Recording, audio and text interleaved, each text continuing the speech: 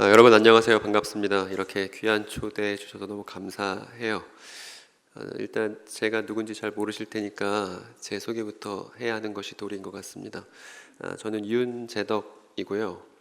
목사님도 아니고 전도사도 아니고 저는 하나님의 거룩한 성도로서 지금 이 자리에 서 있습니다. 제가 지난 시간 동안 해왔었던 일들은 여러분 그 찬송가 아시나요? 죄인도 원수도 아시네요. 징그러면 안나 그 찬양이 진실이라는 것을 제 삶 속에서 지금 계속 매일 확인하고 있습니다. 어떤 일이냐 하면 사이비 이단에 몸담고 있었던 친구들과 친구 삼는 일을 지금 제가 오랫동안 한 5년 정도 된 것 같아요. 그렇게 해오고 있습니다. 그래서 최근 제 마음속에 있는 기쁨은 그동안 제가 신천지 경험했던 친구들만 많이 만나고 그들만 저의 친구의 대상이 되었었는데 최근 저희 모임에 구원파 친구가 들어온 것이 제 마음에 아주 큰 기쁨이었습니다.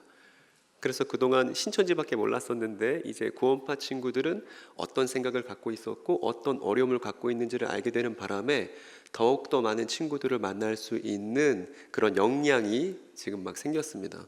또 근래에는 통일교 친구도 만나는 바람에 제 마음이 2배로 커졌겠죠.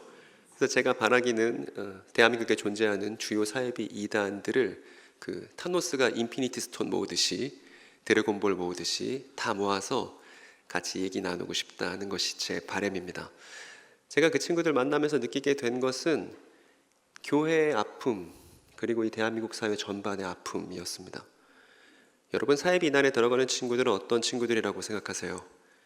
뭔가 괴물 같고 말이 안 통할 것 같고 정신적으로 문제가 있을 것 같고 내지는 가정에서 사회생활에서 뭔가 어려움을 겪은 친구라고 쉽게 우리가 단정짓거나 하지 않습니까?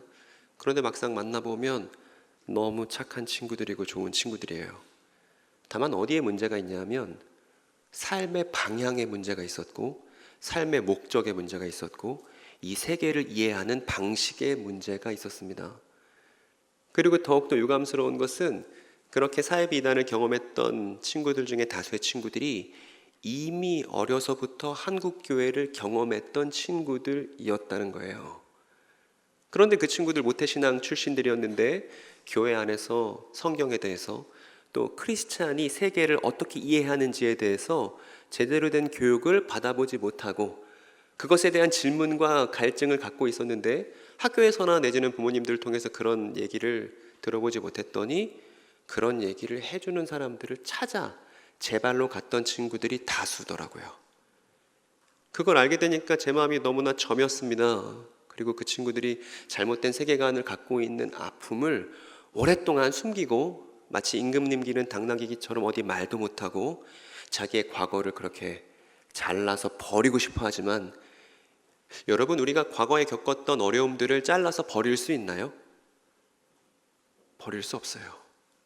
버릴 수 없는 걸 버리려고 하니까 더 힘든 거예요, 마음이.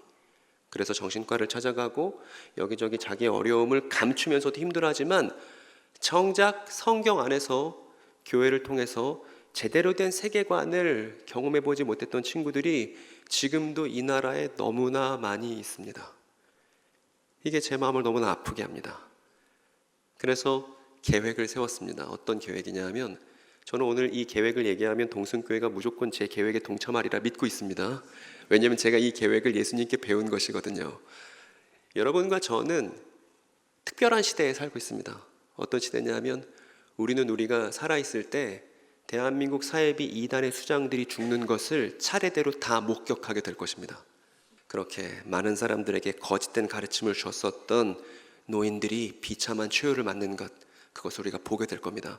저는 그때가 골든타임이라고 생각해요. 그때가 모멘텀이라고 생각합니다. 일단 가장 먼저 첫 번째 타자는 이만희 씨가 될 거고, 그리고 신천지에서 소망을 갖고 있었던 묻 많은 우리의 이웃들이 이제 충격을 본인이 원치 않게 받게 될 겁니다. 여러분 그때 우리가 뭐 해야 될까요? 일단 제가 동순교회가 해야 되는 것부터 말씀드릴게요. 입구에 있는 신천지 아웃 그거 치워버리는 것부터 해야 됩니다. 교단 측의 결정이 대단히 아쉬운데 왜냐하면 자신의 신천지 과거를 부모한테도 말도 못하고 친한 친구한테 말도 못해서 이렇게 가슴에 숨겨놓은 친구가 정말 어렵게 마음을 먹고 교회를 찾았습니다. 그래서 나도 지금이라도 하나님 찾아볼까? 지금이라도 하나님 진짜 내가 오해하고 있던 거 풀어볼까? 어려운 마음을 먹고 교회 입구에 딱 들어왔는데 신천지 아웃이라는 메시지를 딱 보는 순간 본인의 과거가 어떻게 이해되겠습니까? 여기서 신천지 과거 얘기했다간 사람들한테 정죄당하겠구나라는 주홍 글씨처럼 자신의 과거가 이해될 거라고요. 제 계획은 그래서 뭐냐 하면 이단 경험자들을 환영할 수 있는 교회를 만드는 거예요. 이단 경험자들을 대환영할 수 있는 교회를 만드는 거예요. 만약에 제가 이렇게 하면 교회에서 이단 경험자들이 교회에 와서 분란 일으키면 어떡합니까? 교회에 문제를 일으키면 어떡합니까? 이런 우려를 갖고 계신 분도 있으리라 생각합니다. 그런데 좋은 방법은 뭐냐면 지금 교회에서 하고 있는 방법, 이단 사역의 대부분의 방법은 물리적인 거리를 유지하는 거예요. 마치 코로나 터졌을 때처럼요. 여러분, 그런데 물리적인 거리를 이 교회 예배당을 떠나게 되면 유지할 수 있습니까? 없습니까? 불가능해요. 그렇게 하는 거 아니에요. 어떻게 하는 거냐 하면 제가 이 방법을 알고서 너무나 충격을 받았습니다. 방법이 생각보다 너무나 단순했기 때문에 그걸 여러분께 하나씩 오늘 소개하려고 합니다. 오늘 많은 얘기를 할 수 없겠지만 저는 적어도 분명한 방향을 여러분들께 제시할 거예요. 그리고 이 방법에 여러분들이 이거 예수님 방법 맞지? 이렇게 하는 게 교회에 나오는 거 맞지? 라고 생각하신다면 우린 더 많은 얘기들을 함께 나눌 수 있을 겁니다. 저는 종말론 사무소라는 기관을 지금 운영하고 있고 종말론 사무소는 한국교회가 사이비 이단 경험자들도 친구로 삼겠다고 결심하는 순간 앞으로도 장기적으로 적극적으로 연대할 생각이 있으니까요. 일단 계획을 한번 들어보시기 바랍니다. 화면 한번 넘겨주십시오. 지금 여러분이 보시는 건 일반적인 그냥 가정이에요. 전혀 문제없는 가정입니다. 중산층 가정이고 이 가정에는 어떤 격격 사유도 없었습니다. 자녀들도 부모의 사랑을 받으며 잘 자라났고 부모님들도 그렇게 모난 부모님들이 아니었어요. 그런데 이런 대한민국의 평범한 가정에서 어떤 일이 벌어졌냐 하면 엄마가 있고 여기 지금 딸이 있습니다. 근데 딸이 주장해요. 뭐라고 주장하냐 하면 저는 무조건 신천지 갈 거라고. 그랬더니 무조건 신천지 갈 거라는 저 딸을 보고 딸이 이제 엄마랑 얘기하다가 격양됐죠. 이제 핏대를 세우면서 막 말을 하는 겁니다. 그러다 보니까 엄마가 뭐라고 생각하냐 하면 우리 딸이 드디어 세뇌당해서 미쳤나 보다 이렇게 생각한 거예요. 근데 저 엄마가 권사님이에요.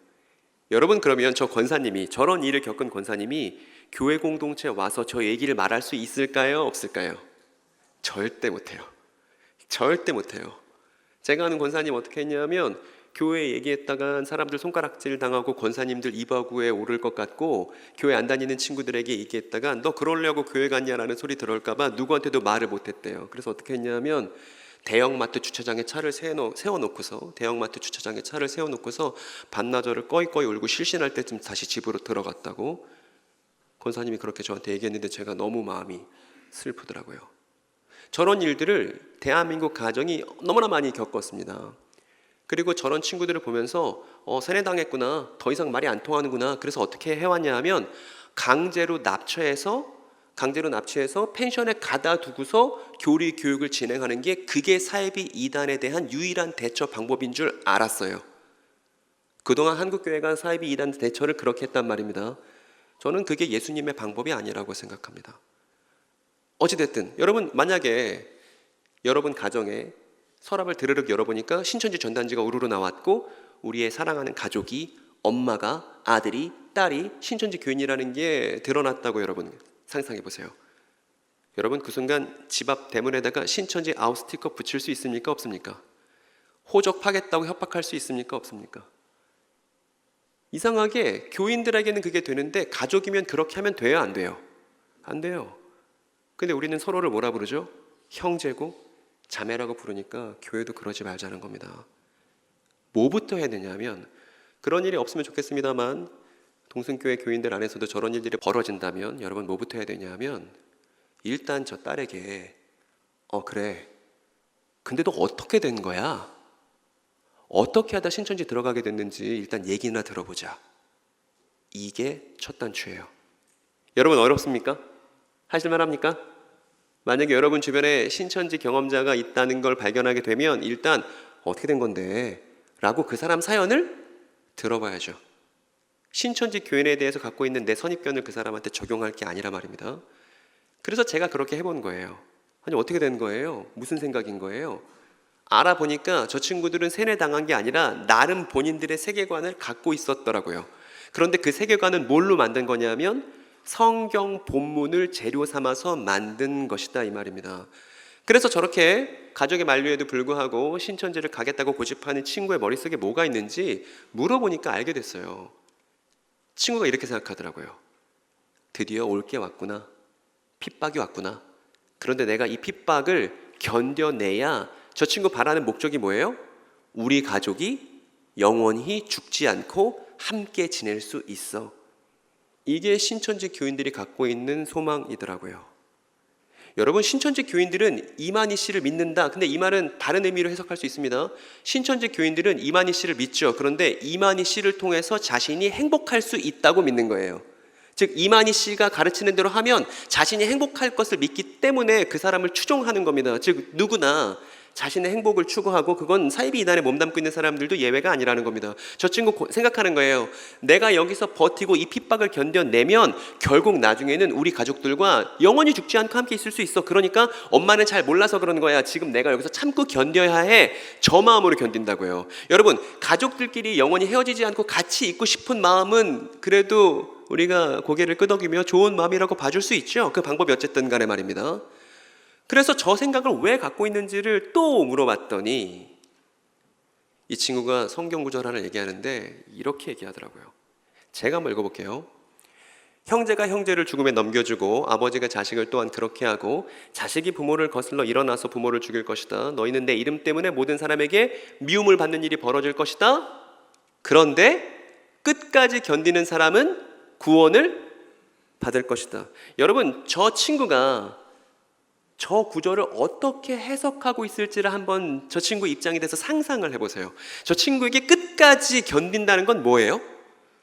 주변에 있는 사람들이, 가족들이 신천지에 대해서 가지 말라고 만류하더라도 끝까지 신천지를 고집하는 것이 저 친구가 생각하는 견딤이고, 그래야만 뭘 얻는다고 생각하는 거죠? 구원을 얻는다고 생각하는 거예요. 그러니까 성경적인 명분을 갖고 하나님의 말씀을 등에 업고 내가 그렇게 해야만 한다는 분명한 이유가 있는 것입니다. 그런데 문제는 뭐냐면 여기 있는 목사님이에요. 그리고 옆에 있는 권사님이죠. 그리고 반대편에 누가 있냐면 지금 그림이 잘 안 보이는데 나중에 저 친구가 신천지를 탈퇴했다고 칩시다. 신천지에서 하나도 행복하지 않으니까 나 이렇게 행복하지 않은 거면 나 여기 나올래 탈퇴했어요. 탈퇴했더니 이제 어머니가 권유합니다. 너 이제 신천지 탈퇴했으니까 다행이구나. 다시 교회로 돌아올래? 이렇게 하면 저 친구 반응이 어떻겠습니까? 절대 돌아가지 않아요. 왜냐하면 성경, 종교 열심히 해봤는데 결국 나에게 행복을 주지 않았다는 트라우마가 있지 않습니까? 그러니까 신천지를 버리면서 모두 같이 버리냐 하면 하나님, 종교, 기독교, 예수 함께 다 버린단 말입니다. 그렇게 자신의 신천지 과거를 수치스럽다고 생각해서 묻어놓게 된다고요. 그리고 이 모습을 보면서 신천지에서는 뭐라고 얘기하냐면 저봐, 저렇게 신천지 탈퇴하면 다시는 하나님 못 찾지? 신앙생활 못하는 거 너네 봤지? 이만희 씨가 이렇게 얘기한다고요. 그러면서 신천지 탈퇴하면 영벌 받는 거야. 지옥 가는 거야. 그리고 7귀신, 복음서에 나오는 7귀신에 빠지게 되는 거야. 그리고 저주받게 되는 거야. 하나님의 저주를 받게 되는 거야. 이렇게 내부 인원들을 교육하고 있습니다. 지금도요. 그러면 안에 있는 친구도 어떻게 생각하냐면 이렇게 생각하는 거죠. 아, 저걸 봐서라도 탈퇴해서 내가 괜히 신앙 잃지 말고 이 신천지에 잘 남아 있어야겠구나 라고 다시금 마음을 먹게 된다는 것입니다. 이게 지금 대한민국 사회에서 벌어지고 있는 일들입니다. 정리를 한번 해볼게요. 이렇게 네 부류의 사람에 대해서 얘기를 한 겁니다. 여러분, 저기서 누가 제일 나쁘죠? 누가 제일 나쁩니까? 사람들에게 그릇된 성경 해석으로 가족끼리도 사랑하지 못하게 만드는, 가족끼리도 갈등하게 만드는 저 사람이 가장 나쁘죠. 그리고 이 친구는 신천지와 함께 하나님도 버린 탈퇴자입니다. 이런 친구들 지금 너무나 많습니다. 신천지 내부에 지금 몇 명 모여 있는지 하나도 중요하지 않습니다. 이미 신천지를 겪고 탈퇴해서도 여전히 마음이 어려운 친구들 너무나 많다고요. 그리고 신천지 외에는 신앙생활에 대안이 없다고 생각해서 탈퇴하지 않으려고 하는 지금 신천지 현역인 친구들이 10만가량 있습니다. 그리고 오늘 저는 누구에게 말을 걸고 싶으냐 하면 저 뒤에 있는 교회에게 말을 걸고 싶은 거예요. 왜냐하면 이단 경험자에 대한 공감과 이해 없이, 그리고 성경 본문에 대한 명백한 이해 없이, 교육 없이 교회가 그저 이 일을 수수방관 해온 지 너무나 오래되었기 때문입니다. 여러분, 대한민국의 사이비단이 너무나 많습니다. 대한민국 사회 사이비단이 이렇게 많은 건 많은 사람들이 속아 넘어갔기 때문이죠. 많은 사람들이 속아 넘을 수밖에 없었던 건 누구에게 책임이 있죠? 지역사회 안에 합당한 성경 해석을 공론화하지 못한 교회에게 저는 하나님께서 책임을 물으실 거라고 생각합니다. 여러분, 만약에 이 지역사회가, 만약에 교회가 성경 해석에 대한 바른 이해가 있었다면 우리 교회 안에서 이 교회와 함께하는 지역사회가 사이비 이단에 그렇게 많이 가지 않았을 거예요. 성경을 이렇게 보는 게 맞죠. 이 본문은 이렇게 해석하는 게 맞죠. 이걸 성도가 말할 수만 있었다 하더라도 이렇게 문제가 심각해지지 않았을 거란 말입니다. 그런데 제가 전국을 순회하면서 강의를 다니고 있는데 어느 교회를 가더라도 성경에 대해서 얘기해보라고 하면 제대로 얘기할 수 있는 성도를 만나기란 오늘날 정말 어려운 일이에요. 교인들은 생각합니다. 저는 목사가 아닌데요, 저는 전도사가 아닌데요, 저는 그러니까 성경 잘 모르는데요, 목사님만 말할 수 있죠. 신천지 교인들 뭐라고 말하죠? 저는 잘 못해도 우리 강사님은 말할 수 있어요, 이러더라고요. 똑같더라고요. 그래서 대한민국 사이비 이단 문제의 해결책은 어디에 있냐면 교회 교육에 있습니다. 그리고 단언컨대 오늘 지금 제가 준비해온 이야기를 여러분 잘 들어주시면 저는 이 동순교회 안에서 신천지 문제 때문에 힘들어하는 일이 없을 거라고 단언할 수 있습니다. 오늘 제 이야기를 잘 들어주신다면 말입니다. 그래서 오늘 이 강의를 영상으로 올려둘 테니까 여러분들은 2번 보시고 3번 보셔서 반드시 여러분의 것으로 만들어 놔야 해요. 여러분 그렇게 하시겠습니까? 약속하시겠습니까? 꼭 그렇게 해주셔야 됩니다. 그래서 무슨 얘기를 할 거냐면 지금 제가 하고 있는 일부터 잠깐 소개를 해드릴까요? 제가 유튜브 채널 운영하고 있습니다. 종말론 사무소라는 채널 운영하고 있고 그 종말론 사무소 채널에 어떤 영상들이 올려오고 있냐 하면 교회가 성경 이야기를 잘 할 수 있으면 이 문제는 아무것도 아니다 이거예요. 제가 말하고 싶은 건 교회가 성경 이야기를 잘 알고 있으면, 즉 이게 백신인데 성경 이야기를 잘 알고 있는 게 사이비 이단 문제의 백신인데 이야기를 잘 알고 있으면 신천지 교인 만나는 거 여러분 생각해 보십시오. 제가 신천지 교인들을 만나거나 내지는 통일교 사람을 만나거나 JMS 사람들을 만납니다. 두렵겠어요? 안 두렵겠어요? 그 사람들의 성경 해석에 내가 속아 넘어가고 설득될까 봐 걱정합니까? 안 합니까? 조금도 눈꼽만치도 걱정들지 않습니다. 왜냐하면 제가 성경 이야기를 잘 알고 있기 때문이죠. 제가 가르쳐왔던 어린이들도 신천지 교인들 만나는 거 하나도 두렵지 않을 겁니다. 왜냐하면 제가 창세기부터 요한계시록까지 어떻게 이야기가 흘러가는지 숱하게 얘기를 해왔단 말입니다. 그러니까 교회는 뭐부터 준비해야 되냐면 이야기를 갖추는 것부터 해야 합니다. 그런데 그게 지금 안 돼 있다고요. 다들 목사님 설교하시는 것만 바라볼 뿐 본인이 이야기를 잘 이해할 열심을 내지 않았단 말입니다. 그래서 교회들마다 다니면서 하나씩 성경 전체를 어떻게 이해하는지, 그리고 이 부분을 제대로 이해해야 사이비 이단과 건전한 성경 해석이 이렇게 차이를 갖고 있다는 걸 보여줄 수 있다는 걸 제가 교회들마다 다니면서 강의를 해왔고, 강의 진짜 많이 했습니다.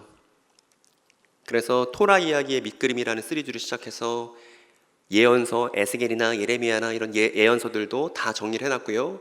그리고 성경은 유대인이 책이기 때문에 유대인의 역사를 이 정도는 알아야 볼 수 있다고 이것도 시리즈를 다 끝났고, 그리고 드디어 여러분 마가복음은 가장 짧은 복음서인데 마가복음 한 권만 제대로 이해하면 아무 걱정하지 않아도 됩니다. 마가복음 한 권만 제대로 이해하면 사이비 이단 문제에 대한 근본적인 대처가 이미 토대를 닦은 것이나 다름이 없습니다.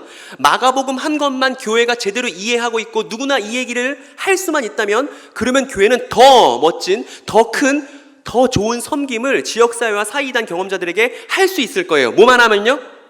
마가복음 한 권만 제대로 이해하면. 그래서 저걸 너무 하고 싶어서 앞에 있던 이야기부터 한 거예요.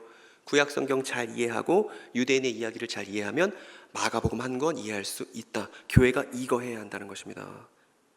저는 목사도 아니고 전도사도 아니고 아무것도 아니에요. 그냥 성도예요. 성도의 자격으로 이거 하는 겁니다. 그 여러분도 저와 마찬가지로 성도이시잖아요. 이 이야기가 우리가 누구인지를 보여주고 있습니다. 그래서 마가복음 16장짜리인데 한 장 한 장 교회마다 다니면서 순회를 해왔고, 오늘 동성교회 성도분들과 함께는 어디를 볼 차례냐면 마가복음 13장을 볼 차례입니다. 그리고 마가복음 13장은 너무너무 중요해요. 너무너무 중요합니다. 이 사이비 이단 문제에 대해서도 너무 중요하고 교회가 무엇인지를 확인하는 데 있어서도 너무나 중요합니다. 그러니까 잘 따라오세요. 마가복음 13장 앞에 부분은 이미 다른 교회에서 했습니다. 저희 채널을 구독하시고 이제 영상 올라오는 걸 기다리시면 이제 영상을 확인해 보실 수가 있죠. 동순교회 영상도 올라올 겁니다. 마가복음 중반부부터 우리가 얘기를 할 건데, 이 본문은 우리가 조금 전에 읽었었던 바로 그 본문입니다. 그리고 신천지 경험자가 잔뜩 오해해서 지금 부모님과의 갈등에서도 저 구절 생각하면서 견디고 있던 바로 그 본문이에요. 여기서 중요한 건 여러분, 복음서를 읽어낼 때 중요한 것은 탈출구가 여기 있는데, 일단 성경은 앞뒤를 충분히 봐야만 합니다. 만약에 신천지 경험자가 이 교회에 온다 할지라도 성경에 대한 얘기 나누고 앞뒤를 충분히 읽어야 된다는 얘기부터 해주고 싶어요. 그래서 아까 저 본문의 앞을 보면 뭐라고 쓰여 있냐면 이렇게 쓰여 있습니다. 너희는 스스로 조심하여라. 사람들이 너희를 공회에 넘겨줄 것이며 하는 본문이 나옵니다. 여러분 잠깐 멈춰서 제가 아주 중요한 질문 하나 여러분께 드리고 싶습니다. 여러분 저 본문에 나오는 너희는 누구인가요? 우리가 성경을 읽을 때 너희라는 말이 나왔습니다. 이 너희는 누구를 가리키고 있나요? 술렁술렁이고 있습니다. 누구예요 여러분 너희가? 믿는 사람들. 교회가 그동안 그렇게 이해해 왔습니다. 너희라는 말을 보면 이거 너희 믿는 사람들이지. 그래서 여기 있는 엄마도 그렇고 저기 있는 딸도 그렇고 이제 신천지 현역도 그렇고 목사님들도 그렇고 우리가 어떻게 많이 얘기를 해왔냐 하면, 교회는 성경에 나오는 너희는 믿는 사람들인 바로 우리지 이렇게 생각했어요. 여러분 그러면 신천지 교인들은 너희라는 말을 보면 누구를 떠올리겠습니까? 예수님께서 말씀하시는 그 너희를 신천지 교인들을 볼 때마다 누구를 떠올리겠어요? 성경의 너희는 바로 우리지 이렇게 생각한다고요. 여기서부터 문제가 다 꼬였다고요. 여러분 성경에 나오는 너희는요 우리가 아니에요. 우리를 직접적으로 가리키고 있지 않습니다. 그리고 너희라는 말이 나오면 그 너희가 누구인지 알려면 일단 상황을 먼저 파악하고 나서 너희가 누구인지를 따져야지, 무조건 너희가 나온다고 해서 그게 우리를 지칭한다고 생각해서는 성경 해석을 잘 할 수가 없게 됩니다. 이 마가복음 13장 보면 처음에 어떤 이야기를 시작하냐 하면 1절에 이렇습니다. 예수께서 성전으로부터 떠나실 때 제자들 중 하나가 이렇게 질문합니다. 선생이요, 이런 돌들과 이런 건축들을 좀 보십시오. 예수님께서는 이 성전 공동체가 잘못됐다고 그렇게 비판하셨는데 저 얼빠진 제자는 그거 하나도 못 알아듣고서 뭐라 그러냐면 이 건물들 좀 보세요. 이 위용이 대단하지 않습니까? 이렇게 예수께 질문한 거죠. 그랬더니 예수님이 열받아가지고 뭐라고 말씀하시냐면, 너 이 큰 건축물들 보느냐? 돌이 결코 무너지지 않는 돌 위에서 결코 용서받지 못할 거야. 이렇게 말씀하십니다. 수수께끼 같은 말씀인데, 여러분 성경에서 돌 나오면 돌이라는 그 발음은 히브리어로 에벤이에요. 따라해볼까요? 에벤. 이게 돌이에요. 돌. 에벤. 여러분 그래서 그 옷 상표 중에도 에벤에셀 있죠? 에벤에셀의 에벤이 돌이란 뜻입니다. 에셀은 돕는다는 뜻이에요. 그래서 에벤에셀 하면 뭐가 되냐면 돕는 돌 이렇게 됩니다. 근데 아들은 발음이 히브리어로 뭐가 되냐면요 벤이에요. 돌은 에벤, 아들은 벤. 비슷하죠. 그래서 유대인들은 머릿속에 돌과 아들을 같이 섞어 쓸 수 있습니다. 저에게 뭐냐면 이 성전의 돌이 무너지지 않는 아들 위해서, 결코 무너지지 않는 돌이 아들인데 그 아들 위해서 용서받지 못할 거야. 저 본문에서 결코 무너지지 않는 돌은 누구냐 하면 예수님 자신을 말하는 거예요. 메시아를 말하는 거예요. 어쨌든 성전에 대해서 서슬퍼런 심판의 메시지를 예수님께서 말씀하셨습니다. 그랬더니 제자들이 너무 놀랐어요. 아니 예수님 언제요? 언제 성전이 무너지죠? 언제 예수님이 성전을 심판하시는 분으로 드러나시죠? 너무 놀랐습니다. 그래서 이제 잘 보세요. 예수께서 성전 맞은편 감람산에 앉으셨을 때 누가 왔죠? 명단이 써 있습니다. 마가복음에 누구죠?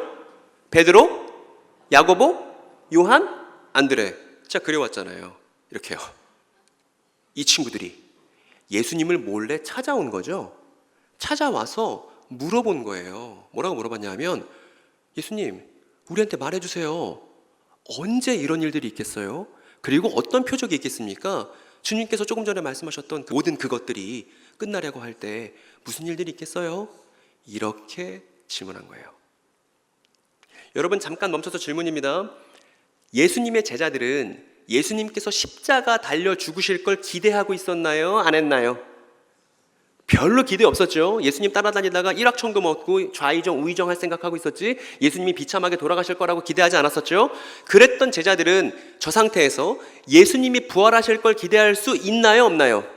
없죠. 여자들이 예수님 부활하셨다고 알리니까 남자 제자들은 허탄이 그 말을 여길 만큼 예수님 부활에 대해서도 기대 안 했습니다. 그러면 중요한 질문이에요. 저 제자들은 저 질문을 할 때 예수님의 재림에 대해서 생각을 하고 있나요? 안 하고 있나요?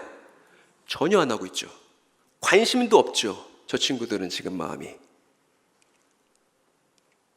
그리고 예수님께서 답변해 주시는 내용이 우리가 방금 전에 읽었었던 마가복음 13장 내용이고, 똑같은 내용이 어디냐 하면 마태복음 24장과 누가복음 21장에 나옵니다. 거의 대다수 사이비 이단 경험자들은 저 마가복음 13장과 마태복음 24장을 생명처럼 여겨요. 저 본문에 대한 해석이 곧 자신들을 가리키고 있다고 굳게 믿고 있습니다. 그러니까 저 본문에 대해서 교회가 적절한 해석을 잘 갖추는 게 너무나 중요하다는 얘기입니다, 여러분. 그래서 예수님께서 말씀하신 거예요. 너희 스스로 조심해라. 사람들이 너희를 공회에 넘겨줄 것이고, 너희가 회당에서 매를 맞을 것이고, 또 너희는 나 때문에 총독들과 임금들 앞에 서게 되고 그들에게 증언하게 될 거야. 다시요, 예수님께서 저렇게 말씀하셨을 때 너희는 누구죠? 누구예요? 이름 말해보세요, 여러분. 누구예요? 몇 명이에요, 저 너희에 해당하는 사람들은? 4명이죠. 그렇죠. 그럼 된 거예요, 여러분. 그럼 된 거라고요. 이렇게요. 저 4사람이 지금 예수님께 물어봤고, 예수님은 너희 조심해라. 그 너희는 누구냐면 저 4 제자들을 직접적으로 가리키는 표현이다, 이 말입니다. 너희는 올리브산에서 질문한 사도들이죠. 그러면 이 메시지를 우리가 자세히 한번 뜯어봅시다. 너희는 누구가 알았어요. 여기서 너희는 누구냐면 이 4명의 제자들이죠. 사람들이 너희를 공회에 넘겨주고 회당에서 매를 맞게 할 거다 이렇게 했는데, 공회랑 회당은 다 어디에 해당하는 거냐면 유대 민족에 해당하는 거예요. 공회, 회당. 공회는 유대 지도자들이 모여서 회의를 하는 것이고, 회당은 유대인들이 성경을 가르치는 곳이 회당입니다. 지역마다 있습니다. 그런데 그 다음 나오는 총독들, 임금들은 유대인들이 아니에요. 누구냐면, 여러분, 빌라도 어느 나라 사람입니까? 빌라도 어느 나라 사람이죠, 여러분? 로마 사람이에요. 총독들, 임금들은 로마에 소속되어 있는 사람들이죠. 그러니까 예수님께서 하신 말씀은 뭐예요? 니네 4명의 제자들 어떻게 될 거냐 하면, 니네 유대인들한테 끌려가서 신문당하고 얻어맞게 될 거야. 고문당하게 될 거야. 그리고 유대인들에게 끌려간 다음 어떻게 돼요? 로마인들에게도 끌려가게 될 거야. 그런데 그때 너희가 뭐 해야 되냐 하면 증언해야 돼. 유대인들에게도 끌려가도 증언해야 되고, 로마인들에게 끌려가도 증언해야 돼. 이거를 지금 올리브산에서 사도들에게 그 질문에 답하면서 말씀하신 내용이 마가복음 13장이다 이 말입니다. 그러면요, 왜 이 본문이 문제가 됐는지를 말씀드릴게요. 여러분, 저게 제 성경책이거든요. 지금 제가 어린이들에게 설명하듯 캐릭터를 그리고 상황 설명을 그림으로 그려서 보여드리고 배경에 대해 말씀을 해드리니까 너무나 쉽게 이해하셨죠. 지금 이 자리에 계신 분들 중에 누구도 이 본문에 대해서 지금 이해 못하는 사람 없을 겁니다. 그 너희가 누구인지에 대해서요. 그런데 이상하게도 성경을 딱 피잖아요. 피고 이렇게 보면 여러분, 장면이 상상이 돼요, 안 돼요? 전혀 되지 않고 그냥 하얀 것은 여백이고 검은 것은 글씨고 그냥 줄줄줄 그냥 읽다가 졸리면 다시 덮는 거잖아요. 그게 오늘날 한국교회 성경 읽기 아닙니까? 그런데 저 본문에 가만 보면 예수께서 너희에게 이런 얘기를 하시다가 무슨 구절이 이어지냐 하면 이 구절이 이어져요. 또 복음이 먼저 만국에 전파되어야 할 것이니라. 여러분, 이 구절에 대해서 그동안 한국교회가 뭐라고 말해왔냐면 이렇게 말했습니다. 이 구절 보면서 아직 복음이 모든 나라에 전파된 것은 아니니까 이 본문은 미래의 일을 말하는 걸 거야, 이렇게 생각해 왔어요. 아직 복음이 만국에 전파된 것은 아니니까 이 본문은 미래의 일일 거야, 예수님 재림 때나 벌어지는 일일 거야, 이렇게 생각했다고요. 그리고 아까 제가, 여러분 기억나십니까? 마가복음 13장은 마태복음 몇 장이랑 똑같았냐면 24장이랑 똑같다 했죠? 마태복음 24장에는 저 똑같은 구절이 어떻게 번역되어 있냐면 이렇게 번역되어 있습니다. 이 천국 복음이 모든 민족에게 증언되기 위하여 온 세상에 전파되리니 그제야 끝이 오리라, 이렇게 되어 있다고요. 그래서 이 구절을 믿고 해외에 미 전도 종족에게 선교 나갔던 선교사들도 많았죠. 왜요? 내가 아직 전도되지 않았던, 예수님의 복음을 들어보지 못했던 종족에게 가서 복음을 전하면 뭐를 앞당길 수 있으니까, 예수님의 재림을 앞당길 수 있다고 믿고서 떠났던 선교사들도 많았습니다. 또 교회가 저 본문을 그렇게 이해하는 거 너무나 일반적이었습니다. 복음이 모든 민족에게 전파되면 드디어 재림이네, 이렇게요. 그림으로 그려보면 이렇게 생각한 거죠. 여러분, 이때 끝은 어떻게 이해된 것이냐면 예수님의 재림이겠구나 라고 생각해요. 한국교회 성도들은 끝이라는 단어를 성경에서 보면 무조건 뭐부터 떠올려요? 재림부터 떠올려요. 사도들의 입장, 당대 상황, 유대인들의 입장, 유대인들의 사고방식, 이런 거 고민 없이 끝만 보면 무조건 재림이라고 생각한단 말입니다. 그리고 저 예수의 재림이 오기 전까지 저 예수의 복음이 전 세계 모든 민족에게 전달이 될 거라고 저 본문을 이해하고요. 문제는 뭐냐면 저렇게 복음이 전 세계의 모든 민족에게 전달되는 과정에서 어떤 내용이 저 본문에 나오냐면 전쟁, 기근, 지진, 이런 내용들이 나옵니다. 그래서 겁부터 집어먹는 거예요. 예수님의 재림이 올 건데 재림 전에 복음이 모든 민족에게 전달돼야 되고 그 과정 속에서 전쟁이 벌어지겠네, 기근이 벌어지겠네, 지진이 벌어지겠네, 이렇게 우리가 아까 읽었었던 본문을 그렇게 해석해 왔다고요. 여러분, 그렇다면 이 본문을 볼 때 기분이 좋습니까, 안 좋습니까? 전쟁이 벌어진다는데, 기근 벌어진다는데, 지진 벌어진다는데, 예수님 재림 때 다 왔구나, 너무 무섭다, 이렇게 생각했을 거 아니에요. 신천지 교인들은 어떻게 생각하냐면, 신천지 교인들 여기 있는데, 그들이 말하는 끝은 역사 완성이라고 불러요. 즉 신천지를 통해서 전 세계가 다 이제 통일되고 있는, 그걸 역사 완성이라 부릅니다. 그리고 저 본문을 똑같이 어떻게 이해하냐면 복음이 모든 민족에게 전파되어야 역사 완성이 된다. 근데 그 복음 뭐냐면 신천지 교리지. 그러면서 한국교회를 비판합니다. 한국교회 사람들, 여기 나오는 마태복음 24장, 마가복음 13장에 나오는 전쟁, 기근, 지진, 이거 실제적으로 전 지구적인 전쟁인 줄 알았죠? 기근인 줄 알았죠? 지진인 줄 알았죠? 그거 아니라 이거 한국교회와 신천지 사이에 종교적 전쟁을 말하는 거예요. 말씀이 없는 기근을 말하는 거예요. 신천지 말씀을 듣고 마음이 흔들리는 마음의 지진을 말하는 거예요. 이렇게 응대해왔다고요. 그리고 이 정도 말도 안 되는 해석에 많은 우리의 성도들이, 우리의 친구였던, 장로교회에서 우리와 함께 신앙을 했었던, 감리교회에서 우리와 함께 신앙을 했었던, 침례교회에서 우리와 함께 신앙을 했었던 우리의 교우들이 저 정도 얘기에 다 끌려가 버렸다, 이 말입니다. 제 말은 설득돼 버렸다는 거예요. 그러면서 무슨 생각해요? 이 종교전쟁에서 우리가 좀 더 버티고 힘내야 돼, 이렇게 마가복음 13장, 마태복음 24장을 지금도 읽고 있단 말입니다. 여러분 어떻습니까? 앞에서 교회가 그간 이해해왔었던 내용과 지금 신천지 교인들이 이해하고 있는 건 약간의 변형만 있을 뿐 구성이 어때요? 똑같아요. 구성이 비슷해요. 결국 끝이 올 거고, 끝이 오기 전에 우리가 승리할 거고, 우리가 승리하기 전에 여러 재난적 상황을 맞이하게 될 거니까 우리가 버텨야 된다, 이 말 말고는 사실 할 말이 없는 해석입니다. 저 해석 속에 제자들도 없고 유대 상황도 없고 본문을 꼼꼼히 읽는 것도 없어요. 여러분, 진실은 무엇이냐면 먼저 그 복음이 모든 민족에게 공표되어야 한다, 이렇게 했잖아요. 교회는, 한국교회는 아직도 이런 해석이 일반화되어 있는데 아직 모든 민족에게 복음이 전해진 건 아니야, 그러니까 아직 재림까지 남아있어, 이렇게 이해할 때 만약에 사도들이 오늘 부활해서 그런 장면을 보고 있다면 아니 그 본문은 그렇게 읽는 게 아니죠 라고 유대인들은 얘기할 거예요. 라고 유대 사도들은 의아해할 거라 이 말입니다. 왜냐하면 이 유대인 사도들은 한국 사람들과 생각이 달라요. 여러분, 우리에게 모든 민족, 만국 그러면 머릿속에 뭐가 떠오르시나요? 올림픽 떠오르고 만국기가 휘날리며 전 세계 200여 개국 국가가 떠오르지 않으세요? 그런데 유대인들은 모든 민족이라고 하면 어떻게 생각하냐면 유대인 더하기 비유대인이면 뭐가 되냐면 유대는 히브리어로 암이라고 해요. 언약 백성을 말하는 거예요. 그리고 고임이라고 히브리어로 하는데 저 고임은 뭐냐면 언약 백성 아닌 이방인들을 말하는 거예요. 그래서 언약 백성 더하기 하나님과 언약을 하지 않은 비유대인을 더하면 뭐가 되는 거예요? 전체가 되는 거예요. 이게 유대인의 사고 방식입니다. 그래서 유대인들에게는 이 복음이 유대 땅을 넘어서 이방 지역에 전달되기만 하더라도 모든 민족에게 전파되기 시작한 거예요. 여러분 이해되십니까, 여러분? 이 중요한 내용이 이해가 되십니까, 여러분?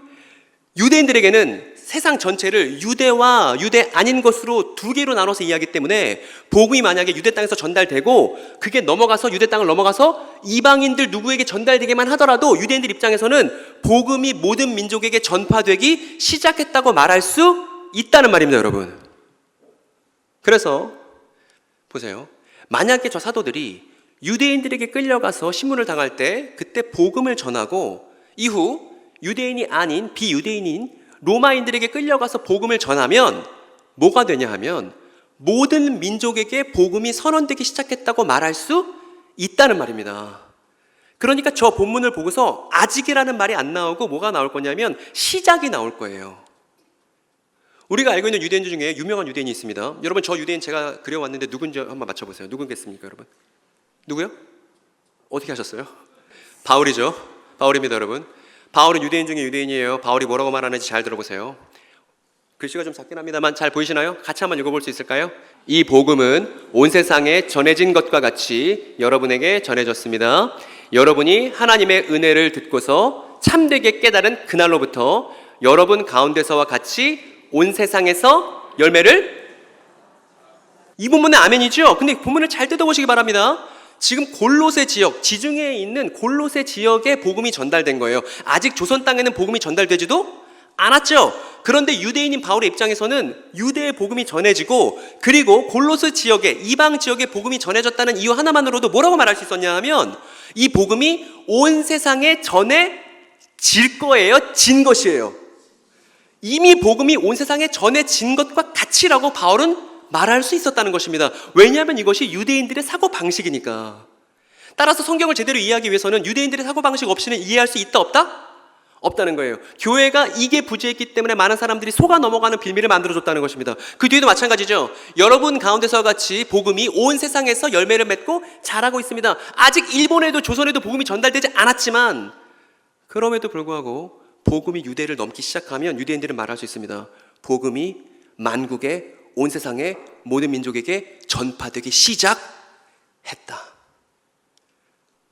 그래서 우리가 아까 봤었던 예수께서 말씀하셨던 복음이 먼저 만국에 전파되어야 한다. 그 메시지는 재림과 미래에 대한 메시지가 아니에요. 마침내 사도들을 통해서 유대인에게도 신문받고 로마인에게도 신문받는 사도들을 통해서 마침내 복음이 확산되기 시작할 거라는 복음의 위대한 출범에 대해서 말하는 것이 오늘 우리가 읽고 있는 마가복음 13장 그리고 마태복음 23장 본문의 의미인 것입니다.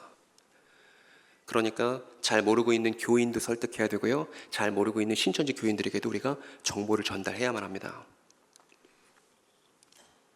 그 뒷내용을 보면요. 이제 여러분들 이해가 되실 거예요. 우리 앞에 있는 본문을 한번 천천히 읽어볼까요? 사람들이 너희를 끌고 가서 넘겨줄 때에 너희는 무슨 말을 할까 미리 걱정하지 말아라. 무엇이든지 그 시각에 말할 것을 너희에게 지시하여 주시는 대로 말하여라. 말하는 이는 너희가 아니라 성령이시냐. 그럼 이제 확인해 보면 됩니다. 신천지 교인들이 끔찍하게 생각하는 이 본문에 대해서 그 진실을 우리가 확인해 보기만 하면 돼요. 뭘 확인해 볼 거냐 하면 정말 예수께서 감람산에서 올리브산에서 사도들 4명에게 말씀하신 저 내용이 실제로 역사 위에서 벌어졌을까? 이걸 확인해 보기만 하면 됩니다. 여러분 저 사람은 누군지 맞힐 수 있겠어요? 저 사람 약간 화가 나 있죠. 지금 예수님 자꾸 안 좋은 얘기 하시니까 화가 나 있는데 저 사람 누구게요? 이 사람 베드로예요. 베드로의 경우를 통해서 우리가 예수의 말씀이 진실한지 그렇지 않은지 미래의 일인지 아니면 그 당시 벌어진 일인지를 우리가 확인해 볼 수 있습니다. 뭘 확인해 볼 거냐면 먼저 유대와 로마 사이의 갈등이 심화되어서 유대가 분열되었는지 예수의 말씀대로.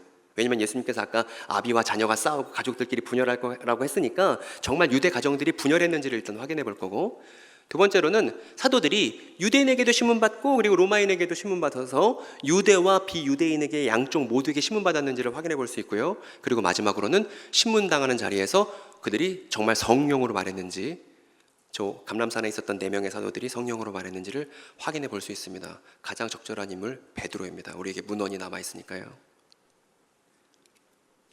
먼저 사도행전 4장에 가니까 이런 내용이 나오더라고요. 이것도 한번 같이 읽어볼까요? 베드로와 요한이 붙잡혀 다음 날까지 구금되었다. 이튿날 유대의 지도자들과 장로들과 율법학자들이, 여러분 아까 말씀드렸죠. 이렇게 유대 지도자들이 모여서 회의하는 걸 뭐라고 그래요? 공회라고 하죠.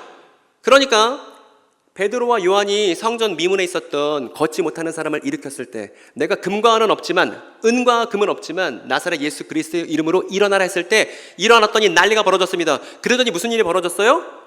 체포되고 끌려가서 유대인 공회가 열렸다는 거예요.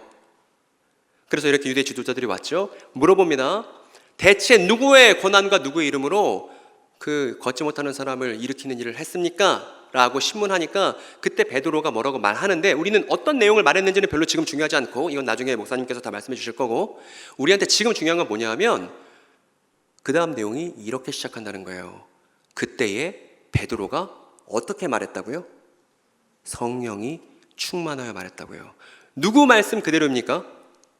아까 예수께서 말씀하신 그대로죠. 너희 끌려갔을 때 뭘 말할지 걱정하지 않아도 괜찮아. 성령께서 너에게 말하게 하실 거야. 그 내용 그대로다 이 말입니다. 이 사람은 유세비우스라는 사람입니다. 여러분 유세비우스라는 사람 이름 들어보셨습니까? 유세비우스를 모르면 안 되는 거예요. 유세비우스는 어떤 사람이냐면 성경 이후, 복음서 이후 교회 역사에 관해서 들려주는 몇 안 되는 역사가입니다. 그래서 저 유세비우스가 유세비우스의 교회사라는 책을 썼습니다. 우리말로 번역도 돼 있고요. 저는 한 장 한 장 아껴보는 책이에요. 너무 재밌어서, 사도들의 이후 스토리를 알 수 있어서. 그러니까 여러분 꼭 집에 한 권씩 저 유세비우스의 교회사 비치해 두시고 한 장 한 장씩 아껴서 사도들의 이후가 어떠했는지를 꼭 집에서 느껴보는 그 독서의 즐거움을 여러분들 꼭 누리셨으면 좋겠습니다. 성도만이 누릴 수 있는 즐거움. 이름 누구라고요? 유세비우스의 교회사. 절판되기 전에 빨리 사세요. 그리고 청년들은 인터넷에 영어판으로는 무료로 다 올라와 있으니까 그거 긁어다가 챗GPT에 갖다 주면 다 번역해 주죠. 그렇게 해서 읽을 수 있습니다. 무료로 읽을 수 있습니다. 역사의 진실을 누구나 쉽게 집에서 확인해 볼 수 있는 이 유세비우스라는 교회 사가가 이후 베드로와 바울의 이후 스토리에 대해서 이렇게 증언합니다. 바울이 로마에서 참수되었고, 참수됐다는 건 목이 잘려 죽었다는 거죠. 그리고 베드로 역시 로마 황제였던 네로 치하에서 십자가에 못 박혔다는 기록이 있다. 베드로와 바울에 대한 이 이야기는 그들의 묘지에 그들의 이름이 오늘날까지 보존되어 있다는 사실로 입증된다. 아마 저 유세비우스 시절까지만 하더라도 바울의 무덤과 베드로의 무덤을 볼 수 있었던 것 같습니다. 그리고 그 뒤에 보면 베드로는 거꾸로 십자가에 못 박혀 순교했다. 이렇게 그가 고통받기를 요청했기 때문입니다. 이렇게 증언합니다. 청년들 생각해 보세요. 십자가 거꾸로 뒤집어 놓고 누가 문신해 놨어요. 어떤 생각이 들어요? 역십자가가 오늘날 상징하는 의미는 뭡니까? 악마 숭배죠. 사탄이죠. 그런데 이건 완전 잘못됐어요. 왜요? 역십자가는 뭐의 상징이에요? 사도가 끝까지 신앙의 절개를 지키기 위해서 얘기했었던 고결한 신앙의 상징이 역십자가입니다. 그렇지 않습니까? 이 역사적 증언만 보더라도 말이에요. 우리가 앞에서 봤던 대로 유대인들에게 신문받았던 베드로는 이번에는 누구에게 신문받고 죽였냐면 로마인들에게 신문받고 죽임을 당했습니다. 예수께서 올리브산에서 베드로에게 하신 말씀 그대로 비유대인에 의한 죽음이었죠. 우리가 하나 남았습니다. 여러분, 지금 사도들은 유대인과 로마인에게 끌려가 신문을 당했는가? 마가복음 13장 내용대로 맞았네요. 이미 지나간 일이었네요. 그리고 신문을 당하는 자리에서 성령으로 증언하는 일도 있었음을 확인했습니다. 그리고 우리가 확인해 볼 건 저 딱 하나죠. 유대와 로마 사이의 갈등이 심화돼서 유대가 정말 분열한 일이 역사 속에 있었는가. 여긴 유대인 가정입니다. 유대인 가정에서 어떤 일이 벌어졌냐 하면 엄마와 자녀 사이에 갈등이 벌어졌습니다. 아까 한국 사회 가정 안에서 신천지 딸과 엄마 사이에 갈등이 벌어졌듯 말입니다. 뭐라 그러냐면 아들이 말합니다. 엄마, 우리 젊은 사람들이, 우리 젊은 유대인들이 똘똘 뭉쳐서 싸우면 저 로마 이길 수 있어요. 엄마가 말합니다. 너 전쟁에 미쳤구나. 너 전쟁 나가면 안 돼. 엄마, 우리가 이길 수 있다니까요. 이런 일들이 유대 가정에서 예수님 십자가 지시고 30년 뒤에 엄청나게 많이 벌어졌습니다. 여러분, 이 사람은 아까 유세비우스 기억했죠? 이 사람 이름도 꼭 기억해 주시기 바랍니다. 유세비우스와 함께 교회의 역사를 증언하는 몇 안 되는 사람이니까. 여러분, 이름이 뭐라고요? 요세푸스예요. 요세푸스 플라비우스인데, 요세푸스의 책들도 다 번역이 되어 있습니다. 근데 요세푸스 책은 유세비우스 책처럼 그렇게 재밌지는 않습니다. 그래서 유세비우스가 훨씬 재밌긴 하다. 근데 저것도 꼭 읽어볼 만하다. 요세푸스가 뭐라고 증언하는지 한번 들어봅시다. 기샬라의 요한이라는 사람이 있었습니다. 이 기샬라의 요한이라는 사람은 아주 못돼 먹은 사람이에요. 그래서 유대 청년들을 선동하기 시작합니다. 우리가 힘을 모으면 로마 이길 수 있어. 전쟁 나가자. 전쟁하자. 전쟁을 선동하는 사람이 기샬라의 요한이라는 이름이 있는 사람이었어요. 그때 보면 전쟁을 두고 심각한 분쟁이 일어나게 되었다. 이 갈등은 가정에서부터 시작되었고 식구들끼리도 의견 일치를 볼 수 없었다. 서로 아끼며 사랑하는 자들도 각자 자신의 주장에 따라 적대 관계로 갈라서기 시작했다. 이에 곳곳에서 내분이 벌어지기 시작했다. 각처의 모든 유대인들이 떼를 지어 다니는데, 그래서 이렇게 청년들이 전쟁하겠다고 이제 똘똘 뭉쳤잖아요. 이 똘똘 뭉친 유대인들이 동족 유대인들을 이제 학살하고 약탈하는 일로 번졌다고 요세푸스가 증언해주고 있습니다. 그래서 각처의 모든 유대인들이 떼를 지어 다니며 동족들을 약탈하기 시작했다. 그 정도가 얼마나 심했던지 차라리 동족 말고 로마군에게 학살을 당하는 게 더 견디기 쉬운 것 같았다. 로마의 수비대들은 유대인에 대한 미움이 있었기 때문에 유대인들이 동족들에게 괴롭힘을 당하는 것을 보고도 전혀 신경 쓰지 않았다. 이렇게 말하고 있습니다. 그러니까 이 당시에도 예수께서 말씀하신 대로 아버지와 자녀가, 그렇게 엄마와 자녀가 로마와 전쟁해야 되냐 말아야 되냐라는 문제를 놓고서 이렇게 다 찢기고 갈등을 겪고 갈라진 일이 이미 유대 역사 안에서 벌어졌었다, 이 말입니다. 여러분, 저 얘기를 신천지 친구들에게 너무나 해주고 싶지 않으세요? 지금 가정에서 엄마랑 싸우라는 얘기가 아니야. 그 본문은, 이 본문은 이미 역사 위에서 벌어진 거야. 여기 봐봐, 유세비우스 교회사 봐봐, 요세푸스에 써있잖아. 실제로 벌어진 일이야. 네가 이 본문 때문에 가족들과 힘들게 갈등을 참아내는 게 그게 구원이 아니야. 이 얘기를 우리가 들려줘야 된다는 거예요. 더 이상 싸우지 않고 사랑할 수 있게 말입니다. 그래서 그 이후 얘기가 더 끔찍합니다. 유대가, 저 예루살렘이 저렇게 가족들끼리 다 분란을 일으키고 싸우고 있을 때 어떤 사람들이 찾아왔냐 하면 예루살렘 성에, 이 사람들은 열심당입니다. 이 열심당은 로마랑 전쟁을 하자고 무력을 사용해도 좋다고 말하는 사람들이 열심당이었습니다. 이스라엘 사람들은, 예루살렘에 있는 사람들은 열심당이 왔을 때, 와, 이제 우리의 원군이 오나 보다, 로마랑 같이 싸울 수 있겠구나라고 저 열심당 사람들을 예루살렘 도성에 다 받아줬습니다. 근데 받아줬는데 어떤 문제가 생겼냐 하면 저 열심당이 더 예루살렘 안에서 사람들을 약탈하는 걸 더 하는 거예요. 그래서 백성들은 자신의 신변 안전에만 신경을 쓰고 몸을 사리면서 비굴해지고 비정해진 반면에 저 열심당을 뭐라고 당대 사람들이 불렀냐면 강도라고 불렀습니다. 즉, 강도는, 성경에서 말하는 강도는 노상 강도를 말하는 게 아니라 로마랑 맞서 싸우자고 하는 폭력을 사용해도 좋다고 말하는 저 열심당원들을 가리키는 표현이 성경에서 강도로 번역된 것이죠. 그리고 저 열심당들은 아주 하늘 끝까지 교만해져서 어떻게 됐냐 하면 대제사장을, 유대인들에게 가장 중요한 인물인 대제사장을 지들 스스로 임명하기 시작했습니다. 아무것도 아닌 사람 데려와서.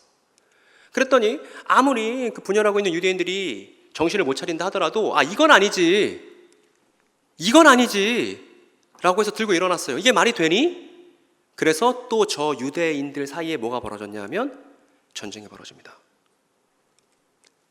그리고 저 열심당원들은 성전을 자기 근거지로 삼아서 성전은 강도들의 소굴이 됐고요.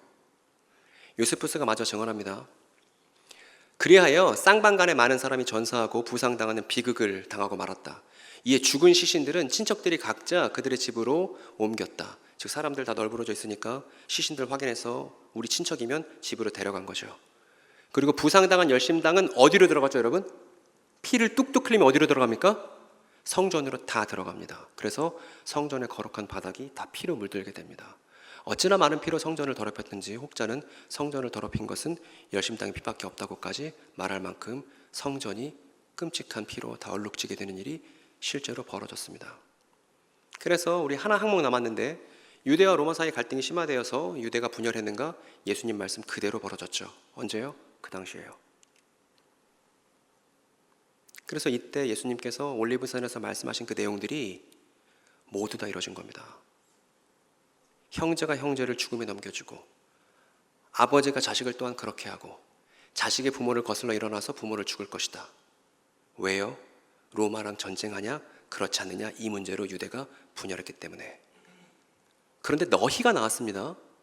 이때 너희는 지금 올리브산에서 예수의 말씀을 듣고 있는 제자들이죠. 너희는 어떻게 하라는 거예요? 내 이름 때문에 모든 사람에게서 미움을 받을 것이다. 여러분, 왜 예수의 제자들이 이 분열하는 유대 사회 안에서 미움을 받습니까? 전쟁을 하자는 쪽에도 관여하지 않고, 전쟁을 하지 말자는 쪽에도 관여하지 않고, 이들은 복음을 선언하는 것만 집중했기 때문에 양쪽에서 미움을 받는 거예요. 비슷한 일을 우리나라 역사에서도 경험하지 않습니까?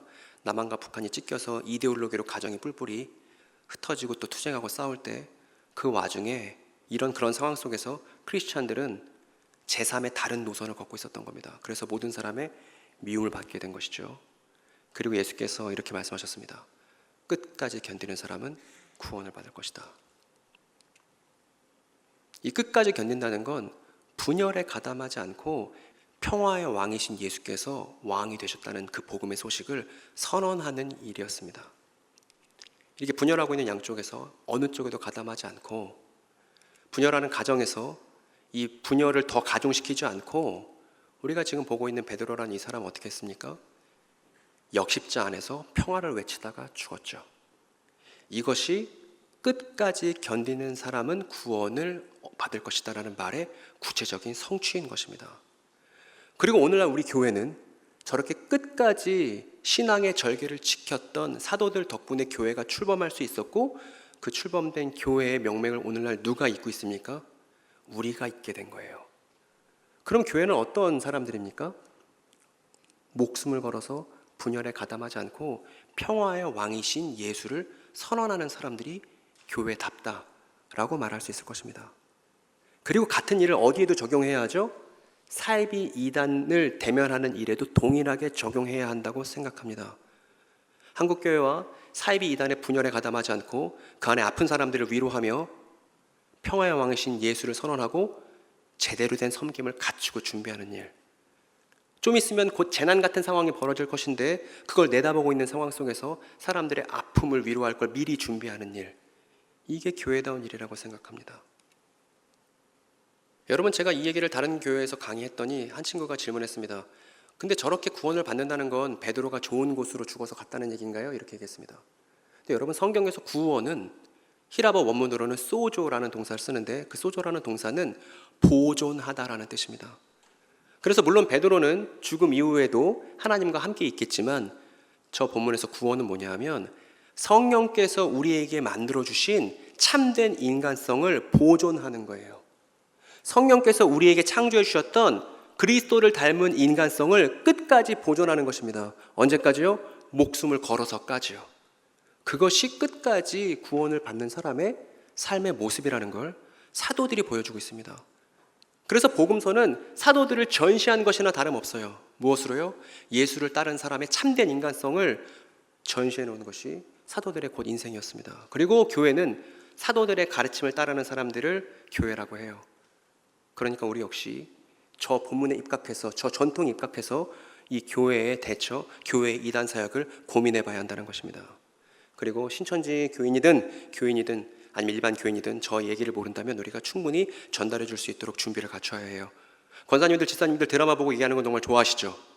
드라마 엄청 잘 얘기하시고 저녁마다 맨날 드라마 열심히 보시는 거 제가 알고 있습니다. 드라마 보면서 전현이 나쁜 년이라고, 제가 바람핀 거라고 이런 얘기는 그렇게 잘하시면서 정작 우리가 누구인지를 설명하는 정체성이 뭔지를 보여주고 있는 교회 이야기에 대해서는 묵묵부답이라면 성도답지 않아요. 잘 갖출 필요가 있습니다. 오늘 이야기를 마치겠습니다.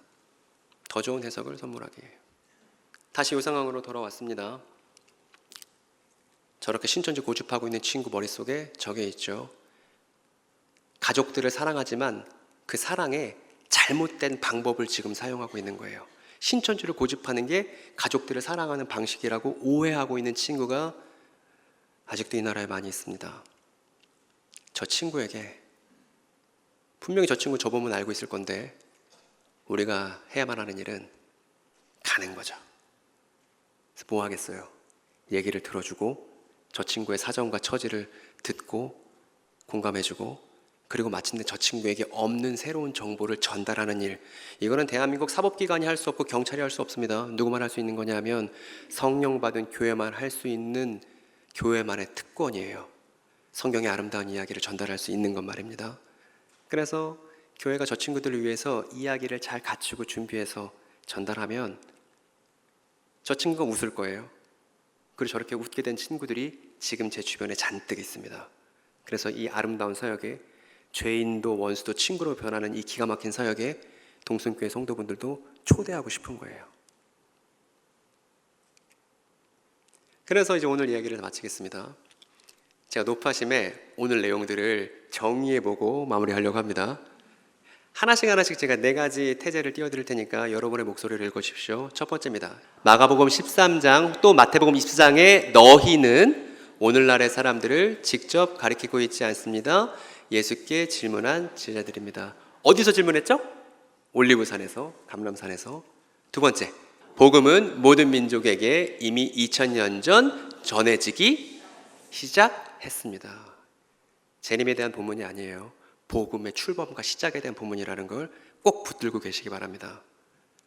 세 번째, 마가복음 13장은 분열 속에서도 복음을 선언했던 사도들과 그들의 견딤을 통한 교회의 시작을 말하고 있습니다. 그러니까 그 본문 읽고서 재난 나오고 전쟁 나오고 기근 나온다고 해서 불안하고 걱정할 필요 없어요. 오히려 그런 어려운 상황 속에서 교회를 시작했던 사도들의 본을 받기 위해 우리가 본문을 읽어내야만 한다고 생각합니다.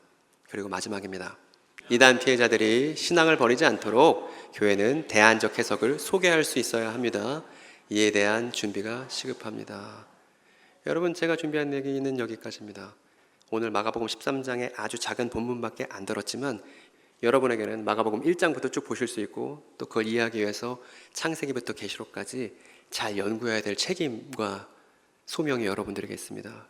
그리고 그것이 단순히 개인의 신앙을 증진시키고 발전시키기 위한 성경 공부가 아니라 이 지역사회를 진실하게 하고 진실이 없어서 목말라 하고 있는 많은 우리의 이웃들을 섬기고 또 만약에 제가 기대하기로는 이 동순교회에 제가 나중에 오게 됐을 때 소장님 이 친구라고 이 친구가 무슨 친구인데요? 이 친구 신천지에 있다가 우리 교회 왔는데 우리 교회에서 지금 너무 행복하게 잘 지내고 있다고 그 소식을 들으면 제 마음이 너무나 벅찰 것 같습니다. 우리가 이 일을 위해서 우리의 하나님께서 우리에게 주신 지성을 사용하고 눈물로 씨를 뿌려서 기쁨으로 하나님 기뻐하시는 결과를 얻는 저와 여러분이 될 수 있으면 좋겠습니다. 잠깐 기도하겠습니다.